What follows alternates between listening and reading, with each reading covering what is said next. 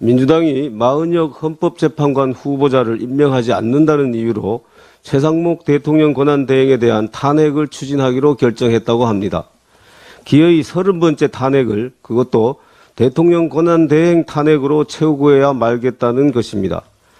지난 19일 이재명 대표가 최상목 권한대행을 향해 몸조심하길 바란다며 공개 협박을 한 바로 다음 날 박찬대 원내대표는 지시를 받은 행동대장이라도 된 양 최상목 권한대행 탄핵 절차를 개시할 것이라고 발표했습니다. 지난 2월 27일 헌법재판소는 마 후보자 임명 보류가 국회 권한을 침해했다고 판시하면서도 마 후보자에게 재판관 지위를 부여하는 것은 헌재가 결정할 수 없다고 판시하여 판결 내용을 이행하는 시기나 방법에 대해서는 거론하지 않았습니다. 최상목 권한대행의 마 후보자 임명 보류는 공정한 헌법재판을 위해 부득이한 조치입니다. 여야 합의 없이 민주당이 일방적으로 추천한 마은혁 후보자가 지금에 와서 탄핵 심판에 관여하게 된다면 향후 헌법재판소가 어떤 판결을 내리더라도 국민적 신뢰를 얻기 어렵게 될 것이기 때문입니다.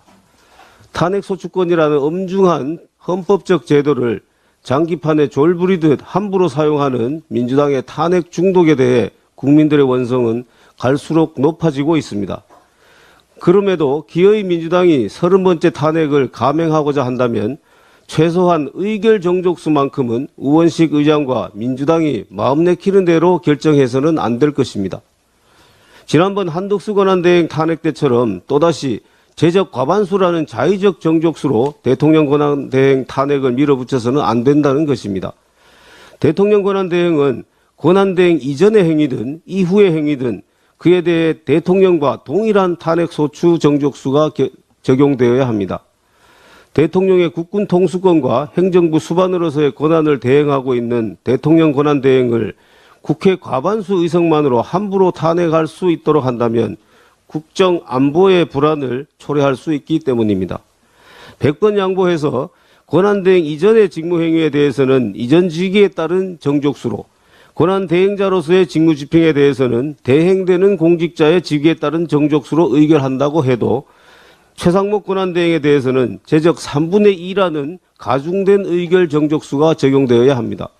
최상목 권한대행이 마은혁 후보자를 임명하지 않은 것은 대통령 권한대행직을 승계받은 이후의 일이기 때문입니다.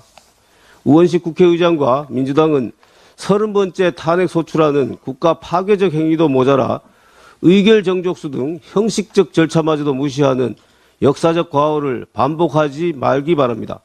국민들께서 우원식 국회의장과 민주당을 똑똑히 지켜볼 것입니다.